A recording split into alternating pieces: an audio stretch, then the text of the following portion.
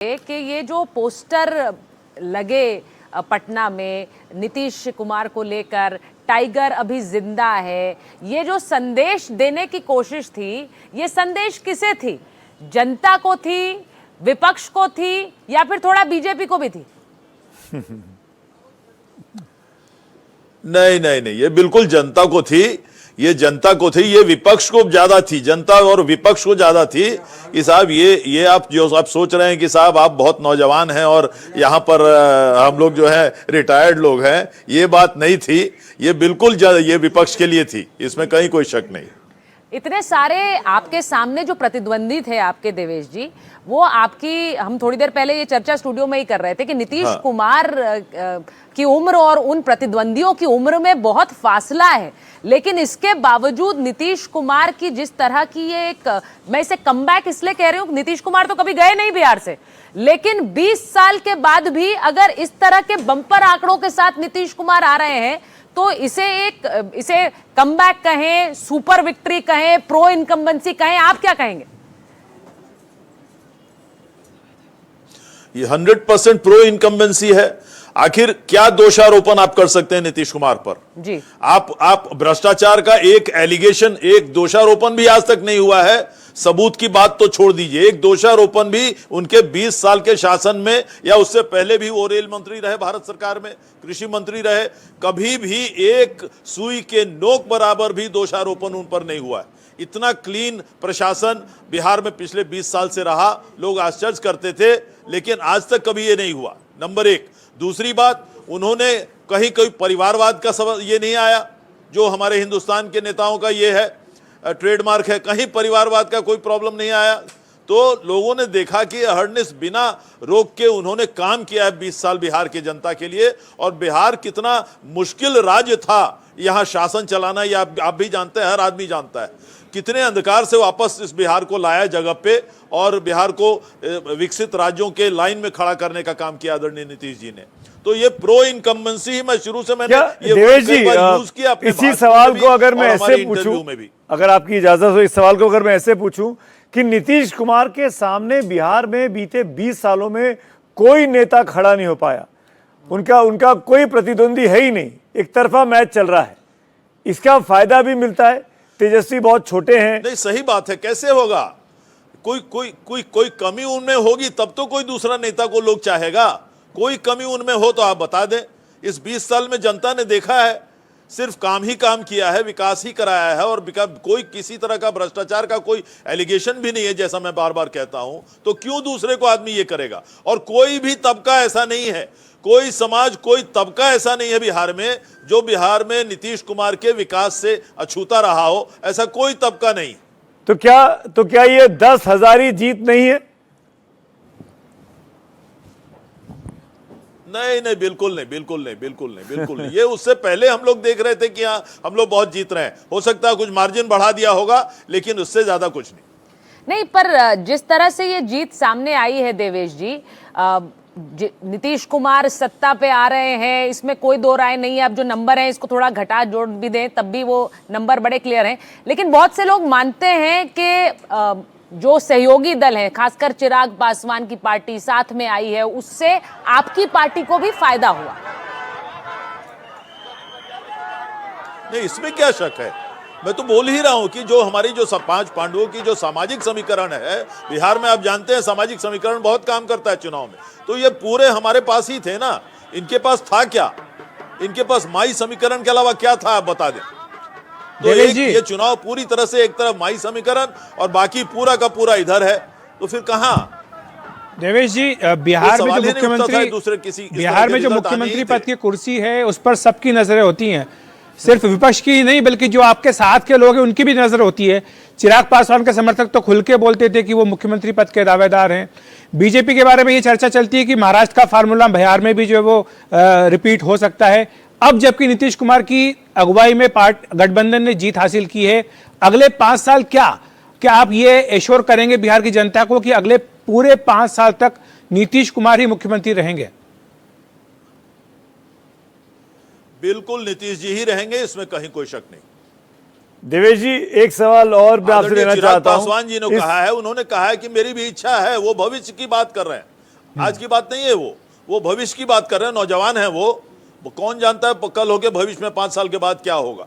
लेकिन इस बार सबने माना है कि आदरणीय नीतीश कुमार ही बने। देवेश जी, ये चर्चा हम सुबह से कर रहे हैं। प्रधानमंत्री की तस्वीर को मिठाई खिलाई जा रही है। थोड़ी देर पहले नीतीश जी की तस्वीर को खिलाई जा रही थी, अब प्रधानमंत्री जी की तस्वीर को खिलाई जा रही है। सवाल ये है कि असल वाली तस्वीर कब आएगी देवेश जी?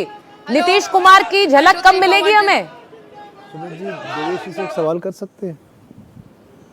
अब वो तो अब पूरे अपने प्रशंसकों के बीच में है, कार्यकर्ताओं के बीच में है, जनता के बीच में है। हजारों लोग उनके मकान पे गए हुए हैं, मैं ही अभी तक नहीं गया हूं आप लोगों के चलते। देवेश जी, एक चीज बताइए, इस कैंपेन के दौरान एक नई पार्टी निकली, जन स्वराज, और प्रशांत किशोर ने बार बार कहा कि नीतीश कुमार मुख्यमंत्री नहीं बनेंगे, 25 सीटें भी नहीं आएंगी। आज का ये मैंडेट, आज का ये जनमत, इसको आप किस तरीके से देखते हैं कि प्रशांत किशोर के लिए अब आज आप क्या कहेंगे? ऐसा है, आप माननीय प्रशांत किशोर जी के पर मैं व्यक्तिगत टिप्पणी नहीं करना चाहूंगा, लेकिन जन स्वराज को एक भी सीट अगर मिलेगी, मैं ये कहता था कि एक से 2 या 2 से 3 से ज्यादा अगर सीट बिहार में मिलेगी, इस पर मैंने बाजी लगाए हुए कई लोगों से। ये भीड़ इकट्ठा करना जीत रहे हैं, तो अभी एक कोई भी कर आगे सकता है, नहीं। जिसके पास साधन हो कोई भी भीड़ इकट्ठा कर सकता है। पर वो कहीं मतलब एक भी आते हैं कि 2 भी आते हैं, मुझे उस पर ये उनकी कौन सी रणनीति का हिस्सा था, ये मैं समझना चाह रहा हूं आपसे। उन पर निजी टिप्पणी मत करिए, पर ये बार बार नीतीश कुमार को टारगेट करना, कहना कि 25 भी नहीं आएंगी, बुजुर्ग हो गए हैं, एक्शन में नहीं है, इसको आप कैसे देखते हैं? तो वो कितने तेज रणनीतिकार है राजनीति के, इससे मालूम पड़ जाता है। और कहीं इसी अपने आप को सेफोलॉजिस्ट कह के, इलेक्शन एक्सपर्ट करके उन्होंने कई राज्यों में ये काम कराया और उन्हें सफलता मतलब मिली। उनको सफलता क्या मिली, राज्य की जनता ने उस राज्यों में दिया होगा, लेकिन अपने आप को इसी तरह इन्होंने एस्टेब्लिश कर लिया था। लेकिन हो गया इस बार तो सारी सच्चाई मालूम पड़ गई जनता को कि वो कितने बड़े रणनीतिकार हैं। एक सवाल देवेश जी बिहार के डेवलपमेंट को लेकर के है, क्योंकि 2047 में विकसित भारत की बात हो रही है और जब तक पीएम मोदी कहते हैं कि जब तक बिहार या अपने पूर्वोत्तर के राज्य विकसित नहीं होंगे तब तक भारत जो है विकसित नहीं हो पाएगा। लेकिन एक तरफ जब आप इस तरह के वादे करते हैं जिनको कि रेवड़ियाँ कहा जाता है और वो आप देते भी हैं, तो ऐसे में आपको लगता है नहीं कि ये विकास के रास्ते में बाधा पहुंचाते हैं? सुमित जी,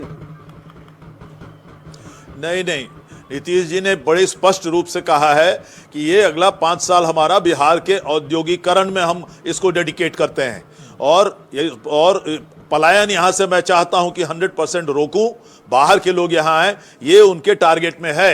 तो ये 5 साल, ये जो पूरे इंडस्ट्रियलाइजेशन में हम लोग उतना नहीं काम अभी तक कर सके हैं, ये पूरे 5 साल जनता के लिए उसी को डेडिकेटेड ये सरकार रहेगी। देवेश जी मेरे साथ औद्योगिकरण पर सबसे ज्यादा काम करेंगे, ये सरकार का मिशन है। वो भी आपसे कुछ पूछना चाह रहे हैं। देवेश जी, मैं बस एक बात पूछना चाहता हूं कि जो भविष्य की राजनीति होती है वो हमेशा भविष्य के बारे में सोचती है, तो आपकी पार्टी बहुत ही एक भविष्य की पार्टी भी है। तो नीतीश कुमार जी, अब तो उम्र बढ़ रही है, सेकंड लीडरशिप क्या है जेडीयू में जो कि आगे लीड करेगी? जेडीयू को तो रहना है आगे लंबे समय तक, तो कैसे, कौन लीड करेगा उसके बाद?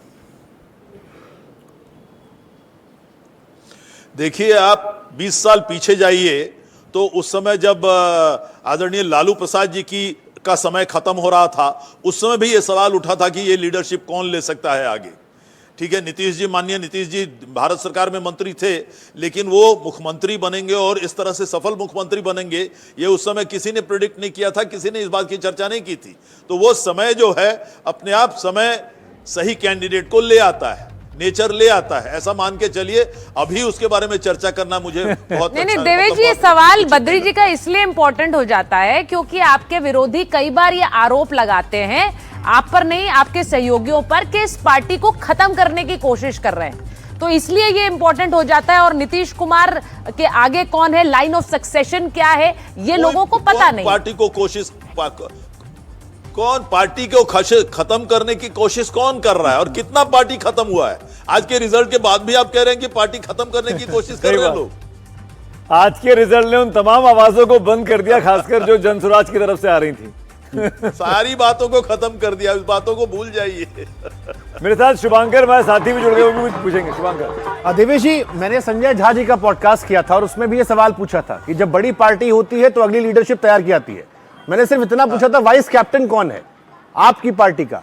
अभी नीतीश जी कैप्टन है, लेकिन वाइस कैप्टन के लिए कुछ तो नाम होगा ना, सोचा होगा आप लोगों ने। Time will prop up the vice captain, don't worry, time will, वो समय के साथ वो हो जाता है, कोई उसमें घबराने की चिंता करने की बात नहीं। एक सुमित मैं भी पूछूं? जी अजीत जी कुछ पूछना चाह रहे हैं। अजीत झा सर पूछिए। ठाकुर जी नमस्कार, अजीत कुमार झा बोल रहा हूं। एक सवाल पूछ रहा हूं क्योंकि मैं समाज शास्त्री भी हूं। नीतीश जी का सोशल बेस माना जाता है अति पिछड़ों का, तो इस चुनाव में उनको सब जगह से वोट मिला है, वो तो खैर दिखाई पड़ रहा है, पर ये अति पिछड़ों का जो वोट है और औरतों का जो वोट है, इसको मान लिया जाए कि नीतीश जी का सबसे बड़ा देन है जदयू के लिए।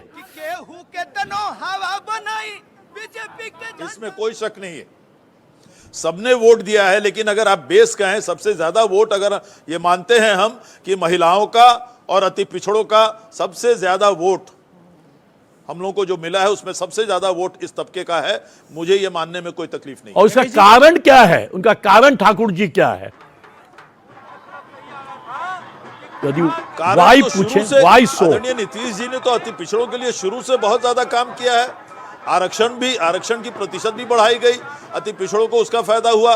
महिलाओं को हमेशा आप देख लीजिए, पूरे देश में शायद जिला परिषद में 50% आरक्षण महिलाओं के लिए हमारे बिहार में ही आदरणीय नीतीश जी ने किया, और कहीं नहीं है।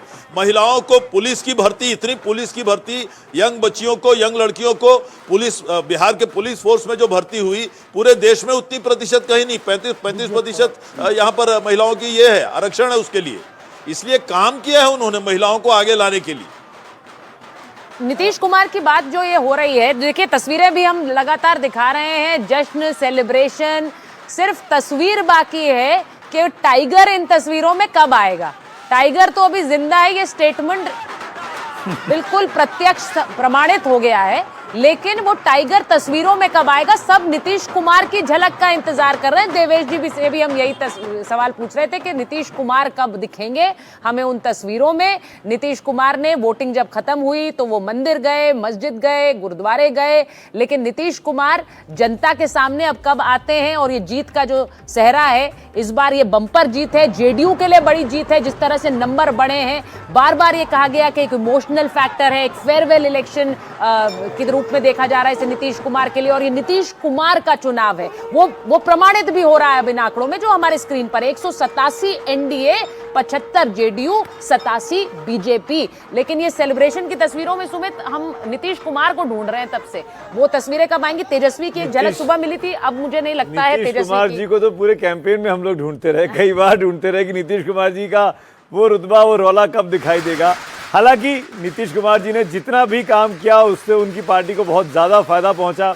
मैं बार बार ये जानना चाह रहा हूँ, बार बार कई लोगों से पूछ रहा हूँ कि आखिरकार ऐसा क्या हुआ कि नीतीश कुमार की इतनी बड़ी जीत हो गई।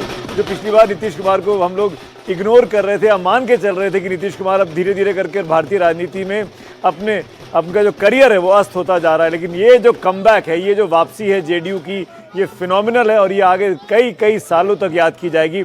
एक इंटरेस्टिंग चीज़ जो मैं बताना चाहता हूं दर्शकों को, मैं वोट परसेंटेज देख रहा हूं इलेक्शन कमीशन की वेबसाइट के मुताबिक। आरजेडी जिसके पास अभी महज 37 सीटें जाती हुई दिख रही हैं, वो सबसे बड़ी पार्टी है वोट परसेंटेज के मामले में। 23% वोट उसको मिल रहा है। ये मत भूलिए कि वो 145 सीटों पर 143 सीटों पर लड़ी थी, इसलिए ये फायदा है। बीजेपी को 21.55% है, वो नंबर 2 पे है। जेडीयू अपने 17-18%, 18.70% पर जेडीयू बना हुआ है। तो जेडीयू अपने वोट बैंक को इंटैक्ट रखा हुआ है, इनफैक्ट थोड़ा सा मार्जिनल इंक्रीज ही दिखाई दे रहा है। तो महिलाओं ने जो बढ़ चढ़कर वोट लिया, अजीत जी मेरा सवाल आपसे, अजीत कुमार झा साहब, महिलाओं ने जो सेकेंड फेज में इतनी बड़ी तादाद में आके वोट किया, वो पूरी तरीके से मान के चलना चाहिए कि वो स्विंग चल रहा था एनडीए के फेवर में।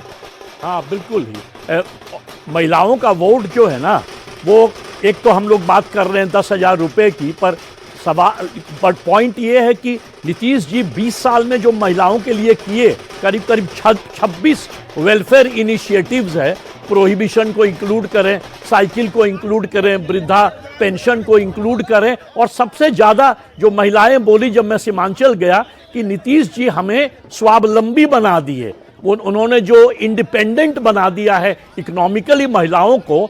एक तरफा वोट सारे जातियों को काट के सारे जाति महिलाएं जो हैं उन्होंने नीतीश जी को वोट दिया, और दूसरा अक्रॉस द बोर्ड मिला है वोट, करीब करीब सारे रीजन में जदयू जो है बड़ा अच्छा परफॉर्म कर रहा है।